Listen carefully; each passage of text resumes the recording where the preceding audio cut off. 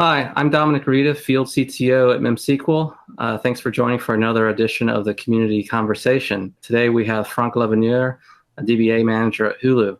Franck, thanks for joining us. Thank you. You're welcome. So we'll start with a quick quiz, and just 4 quick questions. PSG or Olympique?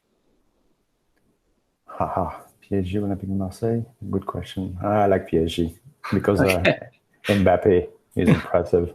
Yeah. All right. Pinot Noir or Cabernet? Cabernet, for sure. Okay. VI or Emacs? VI. That's VI. All right. Emacs. I don't know what that is. All right. NoSQL or SQL? SQL. SQL. All right. Great. Tell us more about yourself. You're a DBA manager at Hulu. Give us a little background on your experience and your hobbies. Sure. Well, I'm a DBA manager at Hulu. I've been working there for about a year now. Prior to working at Hulu, I was working at WAG. Sorry. Yeah, I was at WAG. And I was working there as a database architect and a data service tech lead. So I started a data manager, a data engineering department to build a data warehouse. I've been in the database world for more than 20 years now. I've done a lot of database modeling, database optimization. I used to work on Microsoft SQL Server for about 12 years, and I shifted about 10 years ago to MySQL. And the main reason I shifted, I remember, was because I always wanted to work on a Mac. I was tired of working on Windows, and I was like, I hope one day I can work on a Mac for my work. And I saw MySQL. I was like, okay, that's a great opportunity, because it was, at the same time Mac was shifting into being Unix. So that was a great opportunity for me. I really love what I do. I'm very passionate. I have a few hobbies. I love soccer. Those questions about PSG and Olympique de Marseille. I love wine. I was born in France. I've been here since 1993. So I've been in the US more than I've been in France. I just came back from actually France in July. I was lucky to be able to travel during this pandemic. Mm-hmm. And I visited, I took my kids to see Bordeaux and Saint-Emilion to give them a little wine tasting. They are 14 and 16, so they were all worried that they were going to drink some alcohol. But I was like, don't worry, it's France, okay. Yeah, that's about me. That's terrific. So with such a varied career, you did some front-end development work and now you're a DBA manager. How did you move from the front-end development to the back-end or data architect DBA manager role? Yes. So when I started working back in '94, I started as an HTML programmer. I always wanted to be in computer, but I didn't know exactly what. I tried multimedia, but it was not really for me because I'm not good with colors and I'm not an artist.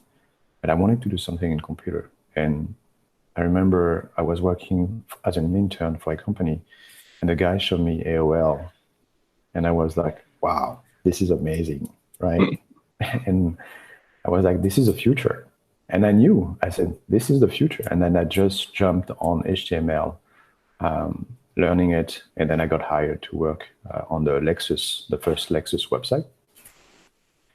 And then we worked on other projects. And what we started doing is building dynamic content, right? Instead of writing each HTML pages, we started generating those pages dynamically with database. And I looked at it, I was like, wow, this is really cool. It makes sense to generate content dynamically. So that's how I got, because I was tired of writing HTML and JavaScript. Right? That's why it's shifted. I was, to database and learn Microsoft SQL, two classes in database modeling, And then I worked after that for a company called GenX, where we also built a Acura website.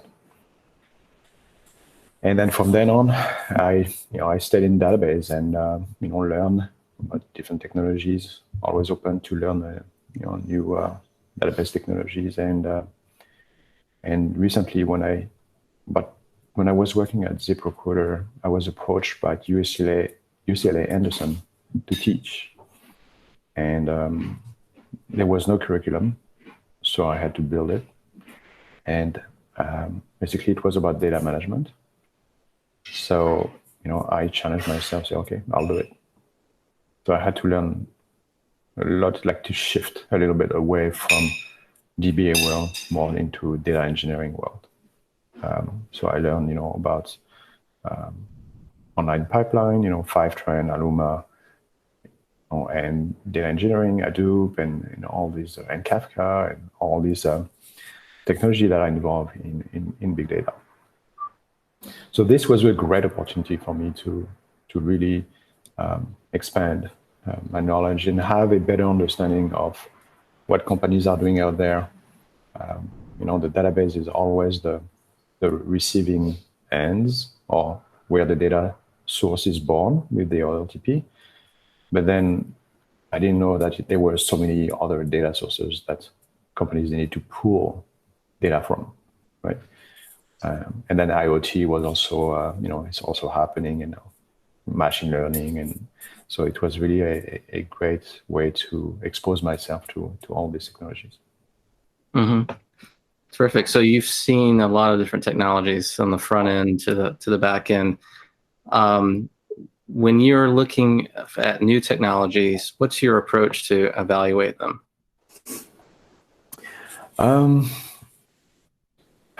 I always, my favorite company is Apple.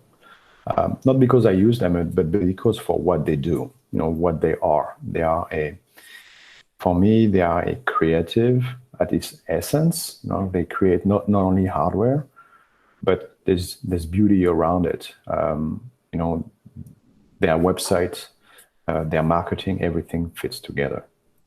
And for example, when I discovered MemSQL at Strata, I saw it as a great technology. And the first thing I did after that is I went on MemSQL website.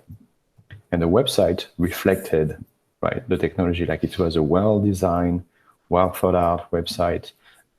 It really put the product, in the front, and everything made sense to me. Whereas I've seen other technology, and I've been to their website, and their website, sucked. Basically, no effort was put into presenting their product. So if you're a customer and you go to a website and you see a website that is not attractive, it kind of tells you something about the product, right? This is like, okay, what is this?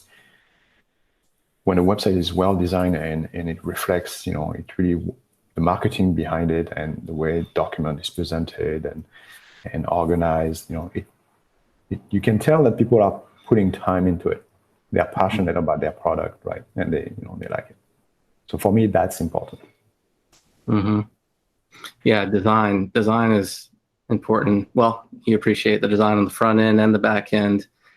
And when it comes to database workloads, design of your queries and how you structure data is important. There's an architect in the late 19th century, Louis Sullivan, who was the first American modern architect for skyscrapers, and he coined this term that form follows function.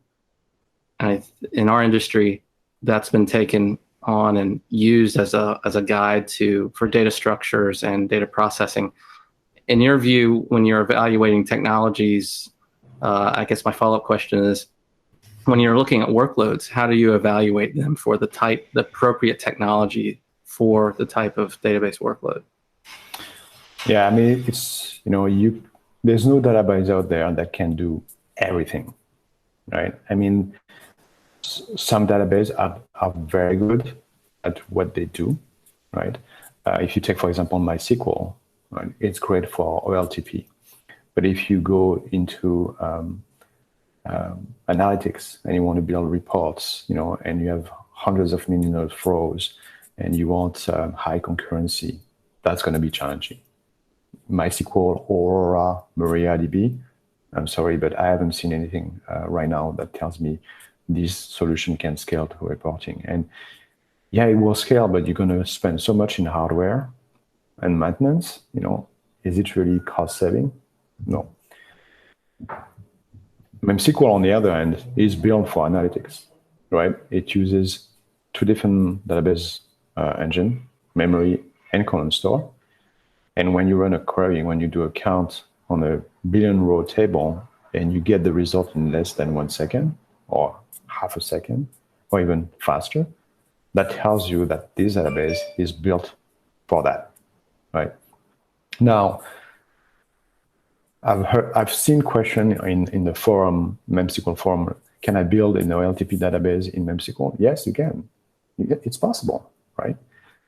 You could build it in Snowflake or anything, but you won't have referential integrity, right? So how do you implement that? Do you do it at the application level? What's the burden in doing that where at the database it's built in, right? So maybe it's better to use a database that has referential integrity because you want to make sure your data source is clean, right? Because that's what's going to be driving your business, and you don't want bad data into your analytics. Then after you can migrate that data into a reporting solution or a fast data warehouse like MemSQL, in order to build reporting, or Snowflake. So that's, for me, it's, you need to look at long term. When you build something, right, and that's something I see many times with developers, they'll build a table, oh, I don't need an index here, the query is very fast. I said, yes, but the database is going to grow, and you have to think that your table is going to be 10 times, 100 times bigger, and you're going to have 10 times, 100 times more people querying that table. Is your table still going to be fast? So your database can evolve also, I would say, horizontally, where the structure of your data, the structure of the table can change. You can add new column, you need the text field here, et cetera, et cetera. So, building, optimizing your database from the get-go is important. Choosing the right technology is also important, because migrating a database technology to another is expensive. Migration, you're always going to run into issues. There's always a little bit of differences between the two technology, things that you can do in Microsoft, in MySQL that you cannot do in the other. Right?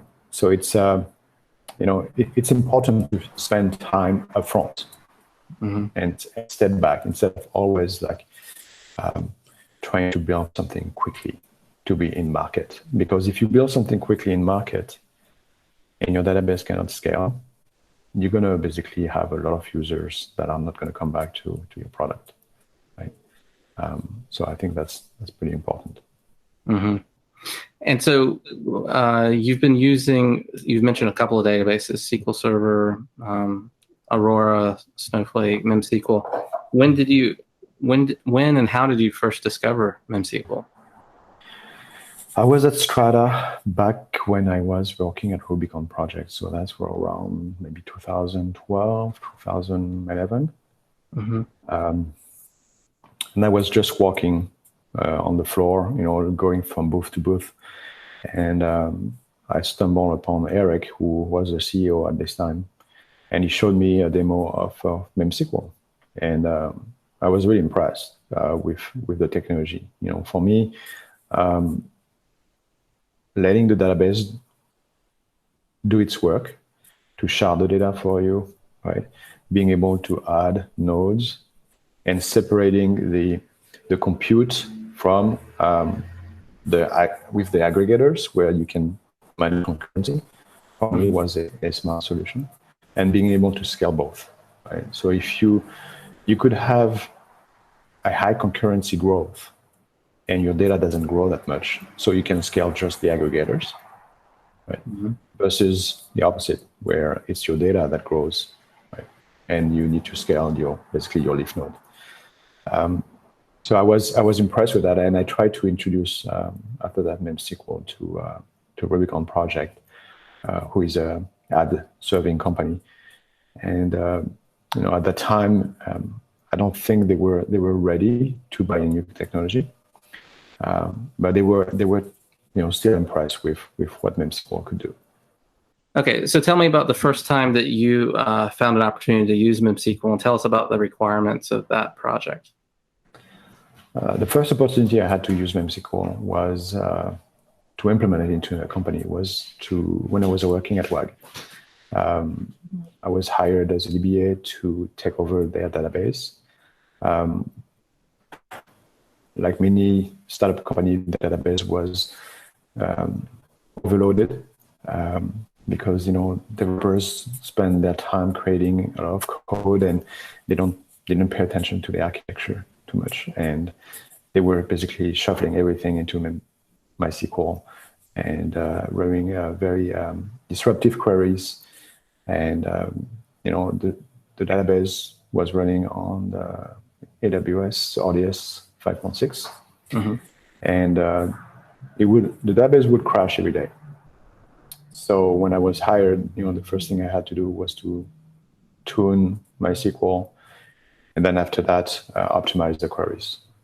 And once I get some stability in the database, then I started moving a lot of the read query out of the primary into the replicas. And then after that, when they realized what I had done and that the database was much performant and stable, I told them, okay, we need to move some queries out of MySQL because they are not meant to be there. MySQL is not really built for that. So I introduced MemSQL. We moved out the audit table, which was about more than 1 billion rows. So it was really, first of all, it was taking a lot of space, right? Some memories. They were running other queries on it that will impact, the replicas, which could create some lag. So it was not efficient. It didn't need to be there. And we moved that to MemSQL, and basically with using the column store architecture, we compressed that table down to maybe 30 gig, and it used to be 300 gig, something like this. So right there, we saved a lot of space. We moved a lot of counts that they are doing on MySQL in MemSQL. And what started happening is the engineer realized that MemSQL was really fast. And it was like MySQL. So they started asking me if we could put some table into MemSQL using the memory engine. So we did that, and they started using it as almost like a Redis server, where they would create a table and use it as a key pair value table and just query it. Like a key value store that fetches for lookups. Yeah, exactly. So yeah, using MemSQL at WAG was a big success. More and more engineers realized what we were doing. They started asking me if they could use it, for caching purpose, the cache table.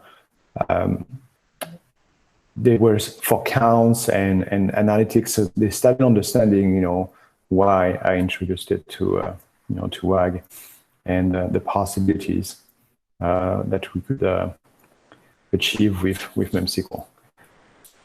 So it was a very good project. So 2 questions, why was the key value lookup, why was the caching needed? I mean, what was the sort of the business scenario that was a use case to be solved? And then secondly, why was the lag time a problem for the WAG scenario? And maybe if you can explain it in maybe the user experience for the customer's point of view as to what the impact was for both of those. Yes. So the challenge with MySQL is, especially when you use replicas, is lag, right? Replication lag can be critical because if you insert a value into your primary server, and you query the replica and the value is not there, you're going to get an error, right? You're going to get stale data. So this is challenging. I mean, it works for some type of data that you want to access, but for like, write and read almost immediately, it's not possible. So with MemSQL, there's no replication. It's a cluster. Data gets sharded. You write, you read, the data is there. And that was the main reason why they started using MemSQL for,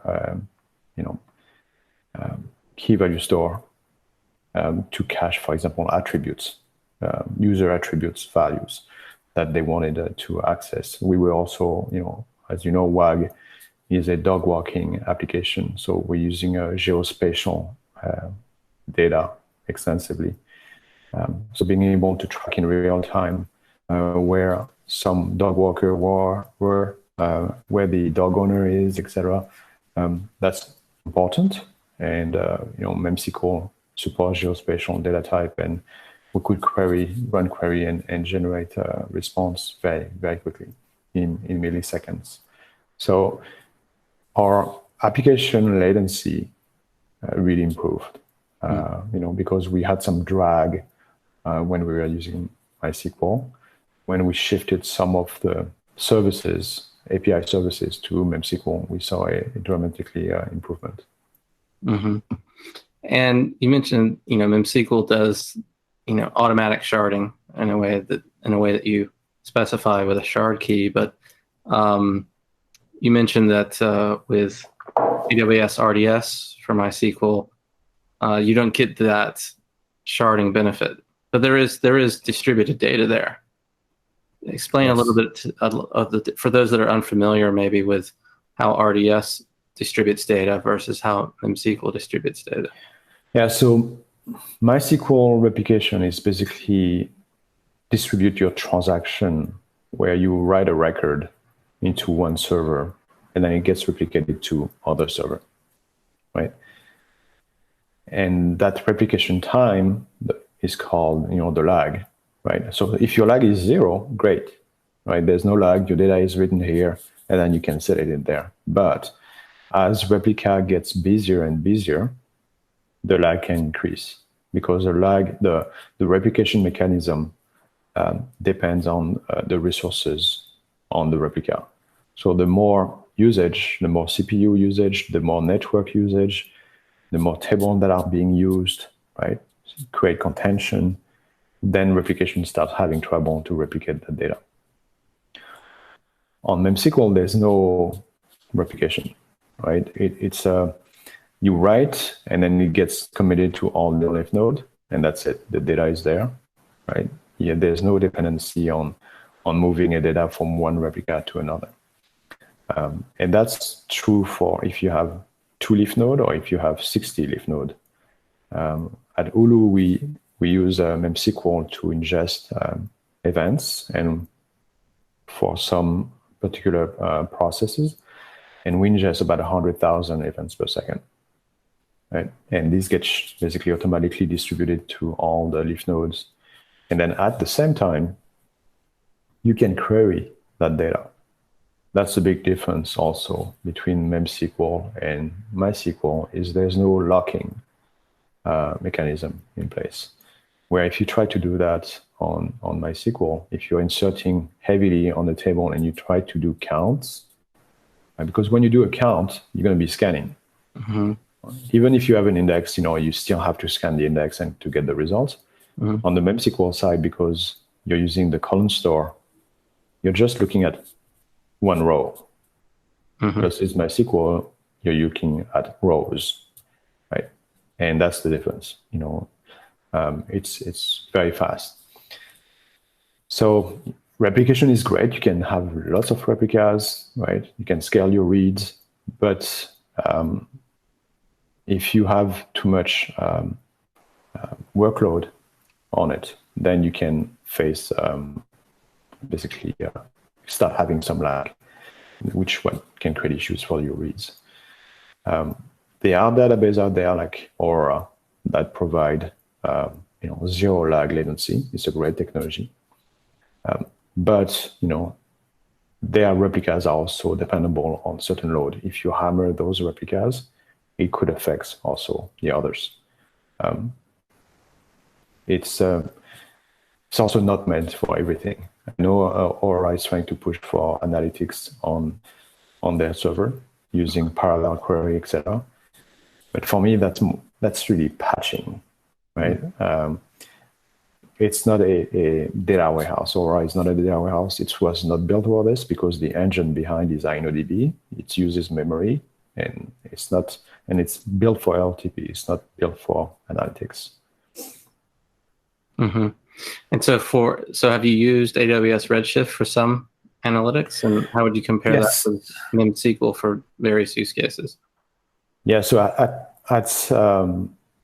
when I was working at ZipRecruiter, we were using RedShift. And the problem with that is, and that's a problem in a lot of companies, is they don't understand the different world. There's OLTP world and there's OLAP world. And they are really different, right? And their purpose are different. But a lot of companies, what they do is they take the OLTP world, meaning the tables, and they move them to the data warehouse. And they think that the queries are going to be much faster, which is not possible because you're going to be joining lots of tables, and joins are always expensive. You're looking also at large table. And then they think that, having 10, 20, 50 users querying those tables is not going to create issues. On Redshift, it creates issues because there's a queuing mechanism for your query.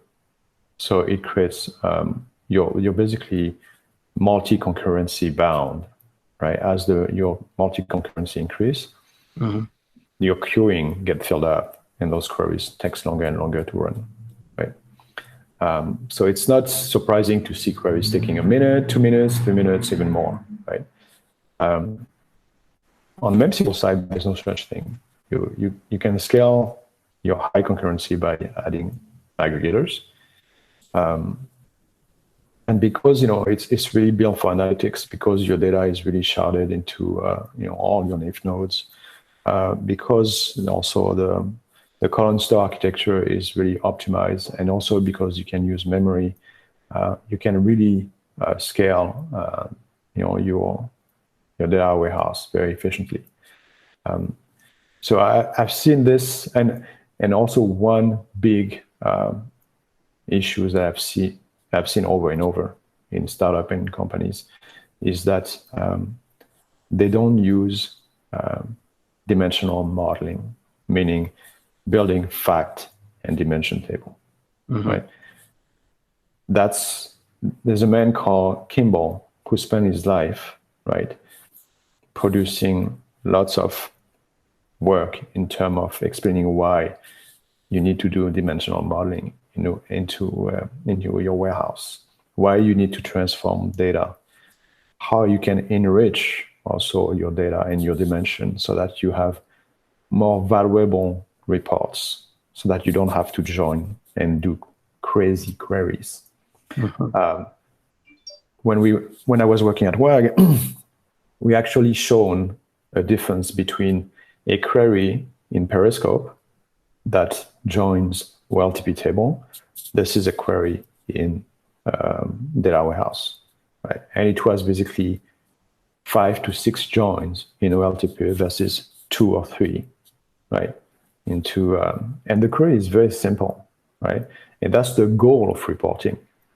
The goal of reporting is to build very easy, very efficient query, and to make the join between table and the group by and the counts very fast, and also multi-concurrency, compatible, where a lot of people can query and you get fast result.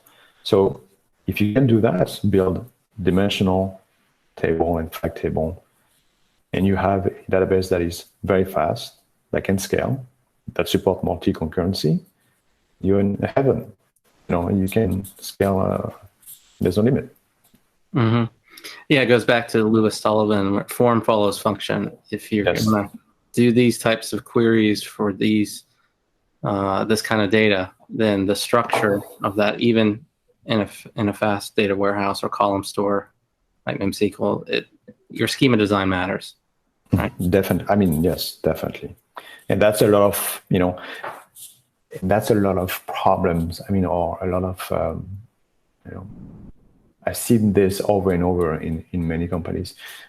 And actually, you have businesses and companies out there like Periscope and Looker who take advantage of that, right? They say, yes, move your data into Redshift or Snowflake, and we'll put Looker on top, and your query will be fast. Yes, but if you remove that, underneath, you're still using an OLTP table. So if you want one day to switch and use a different reporting solution, I mean, you're going to have slow queries. So it's not, it's, for me, I always think that it's important to spend some time thinking and doing some architecture for the long run, right? Because as a company, you're there for the long run, and it's important to have a good foundation. Right? It's like a house, right? Mm-hmm. You need a good foundation, a good structure, then you can build. But if your foundation is patched and there's holes in, I mean, who knows? The first earthquake and your house is on the ground. Right.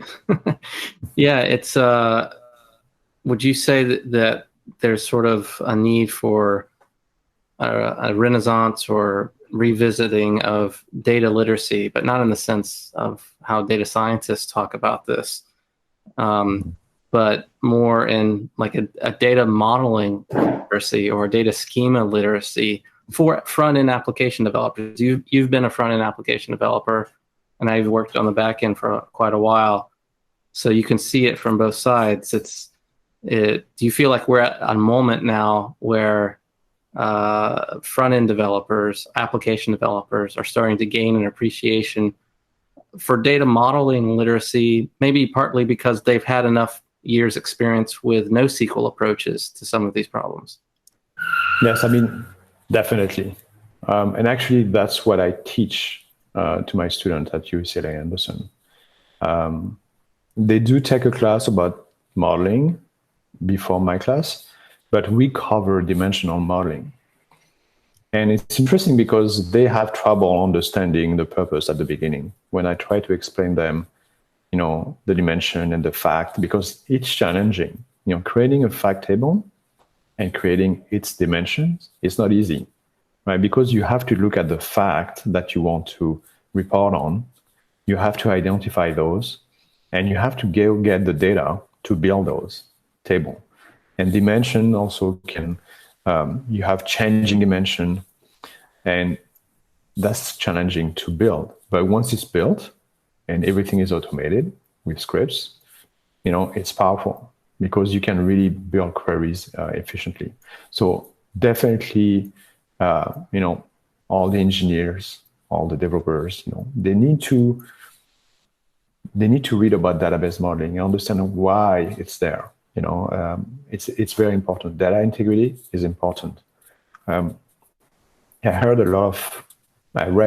a lot of people saying that foreign key, slows down the database, especially on MySQL.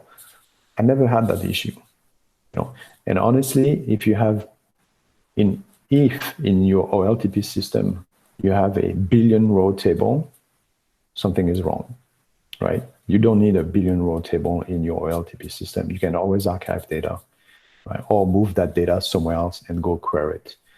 More and more people now are moving away from like a monolithic application and more into microservices.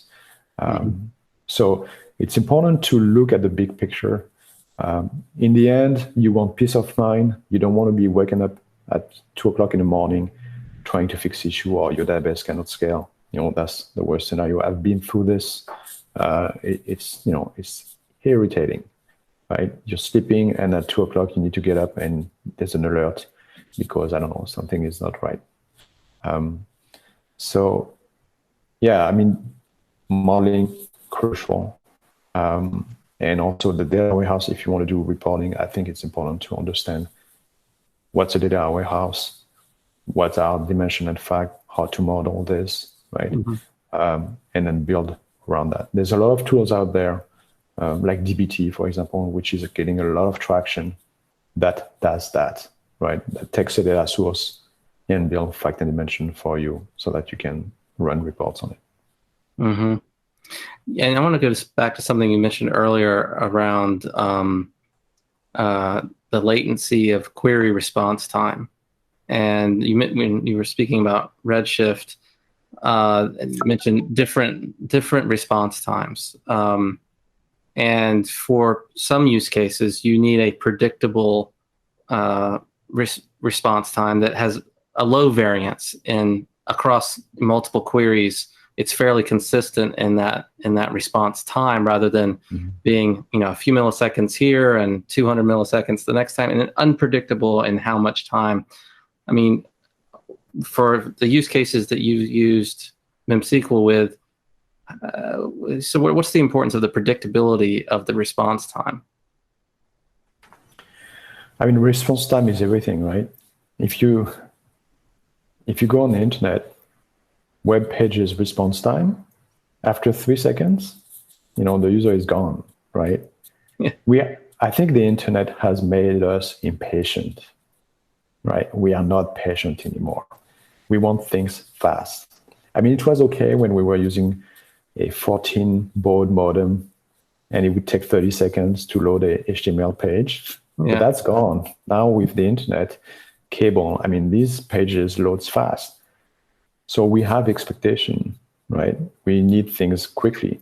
It's the same thing for a report. Who wants to wait 30 seconds for a report to come back, right? You're looking at data, you're doing analytics.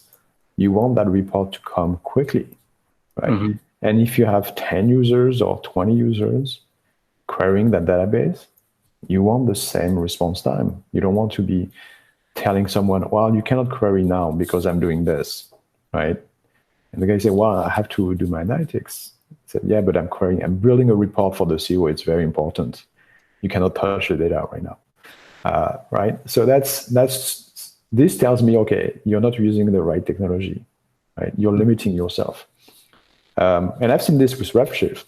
Like at ZipRecruiter, when we were running an end-of-month report, it was hands-off, right? Because those reports takes a long time.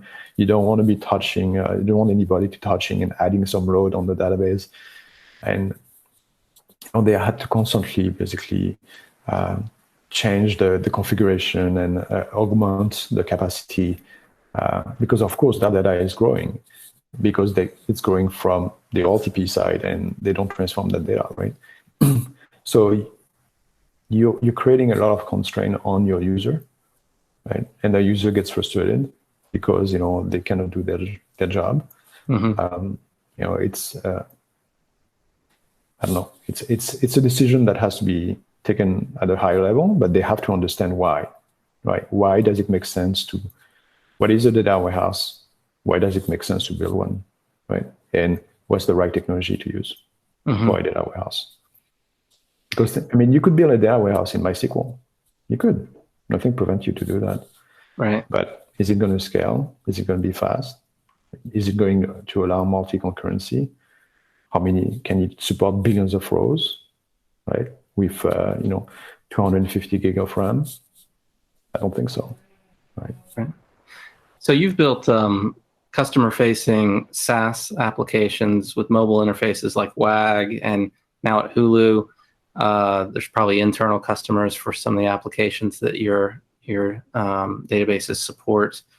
For HTAP, for hybrid transaction analytic processing, how does this help simplify providing the transactional speed and volume while also doing basically what amounts to continuous analytics or operational analytics against that fast-moving data? From a consumer SaaS point of view, they're doing small, what you might characterize as OLTP kinds of transactions, but then they want to look up their history, or they want to look at, maybe it's an account that has many users and it's a broad aggregation, but they don't want the data from yesterday's report or an hour ago. They want to know it instantaneously because, as you said, we're spoiled with the internet with the instant answers. Mm-hmm. So how does an HTAP database that's distributed native like MemSQL help simplify solving that problem?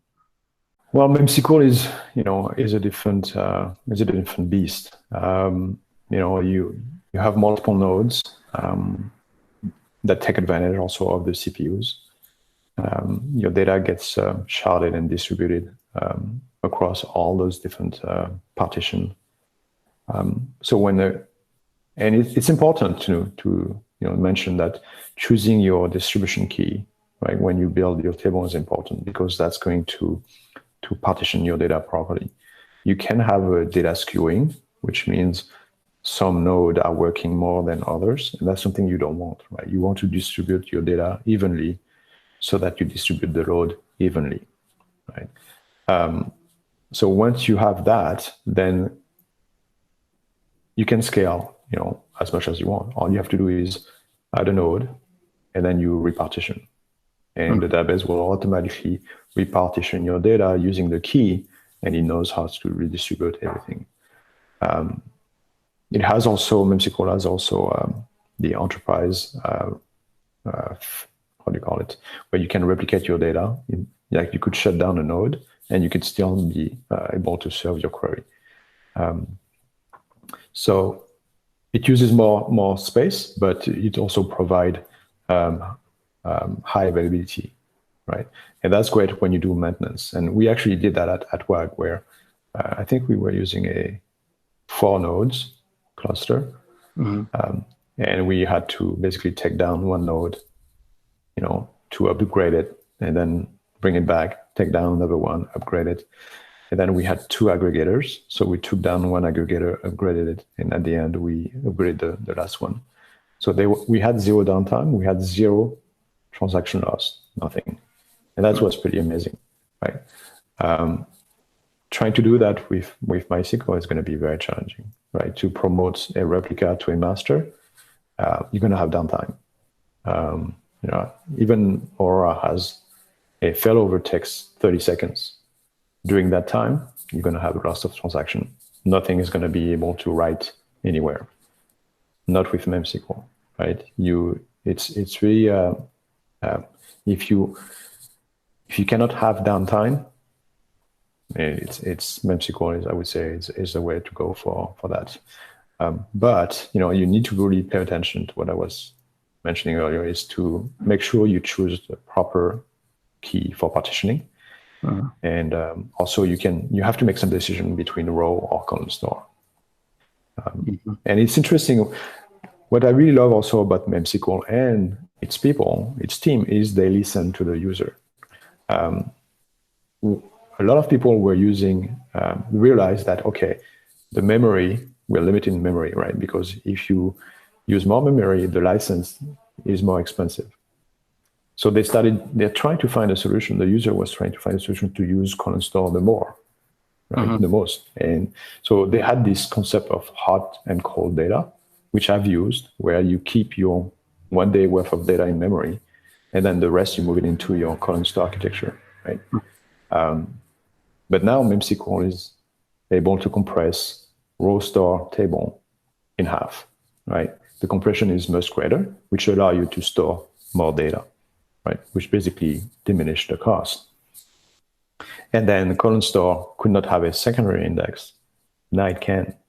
So I like that they are working on both ends. That's, I think, very important.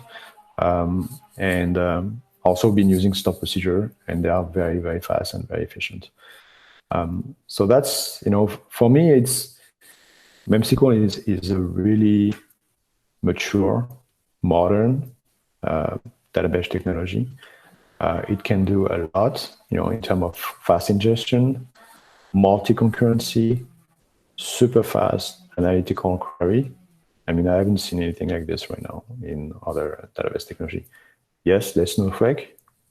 It's a great data warehouse, but if you have to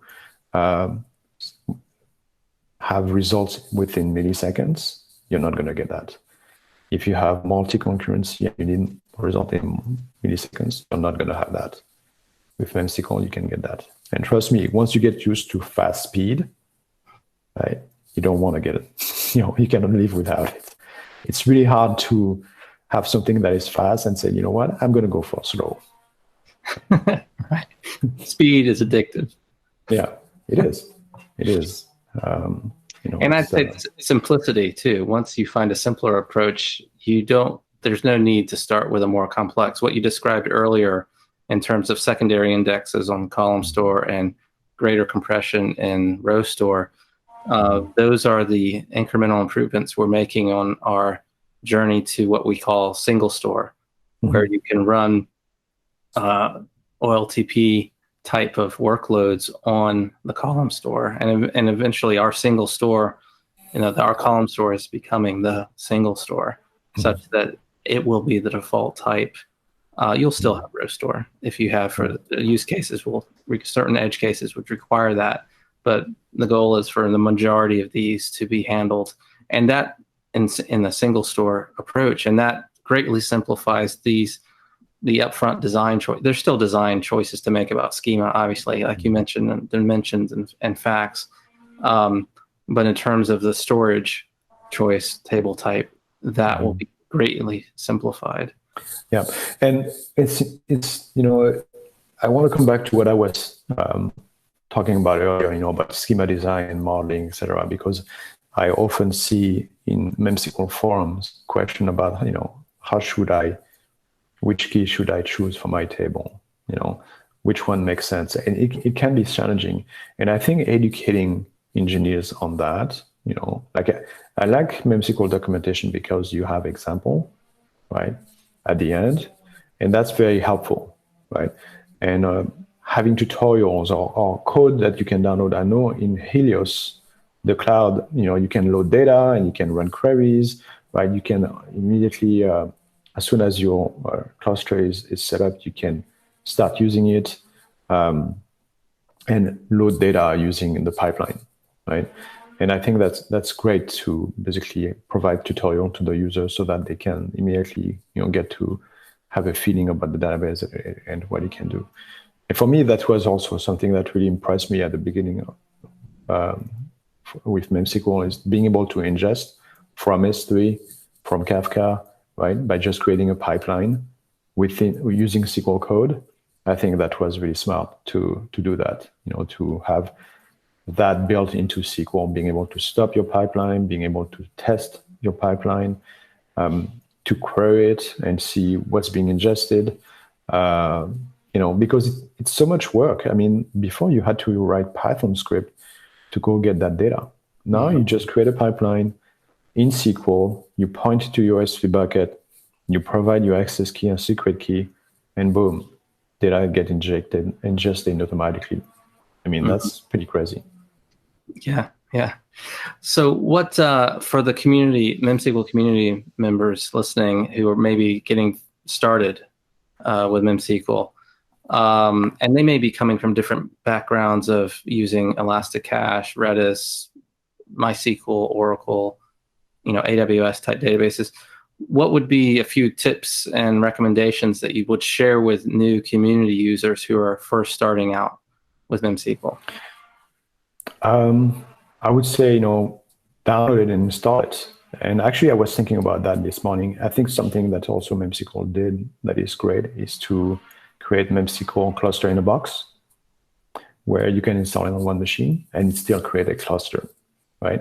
So you get to see within one box, within one, for example, one EC2 instance, you can install it and then have a cluster where it's using different ports, right?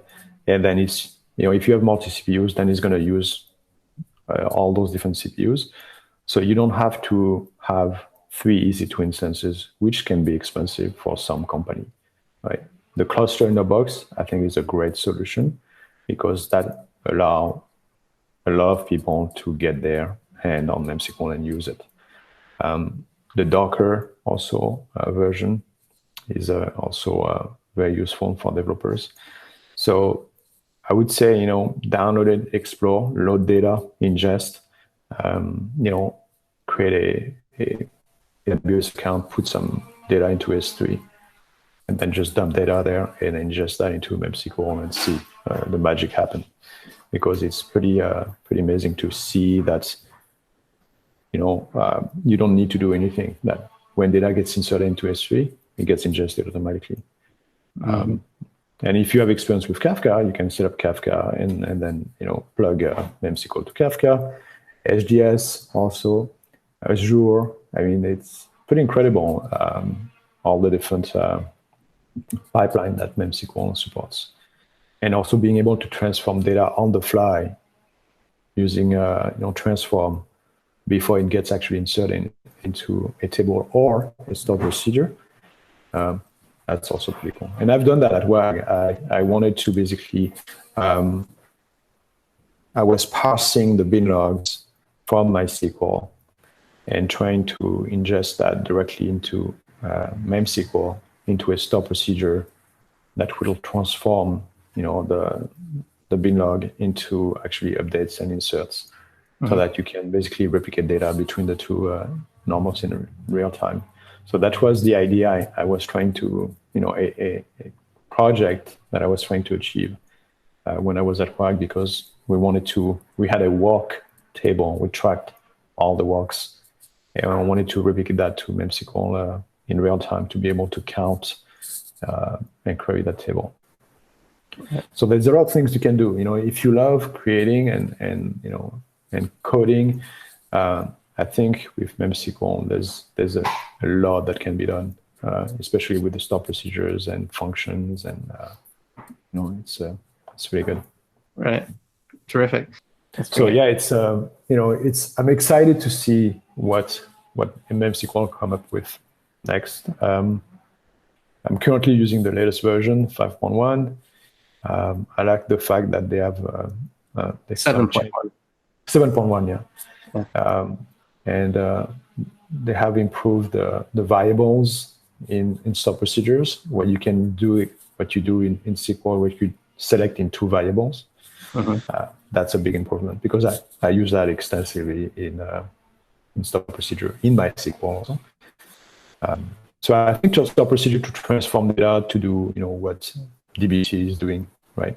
That could be also something very cool to be able to transform as your data arrives, build your fact and dimension table very quickly. Great. Well, Franck, thanks for sharing your insights and experience with the community. You've worked across a lot of different database technologies and on the front end and the back end. So I think the community appreciates your unique perspective and experience. And we look forward to innovating together with you as you continue to use MemSQL. So thanks again for your time. You're welcome.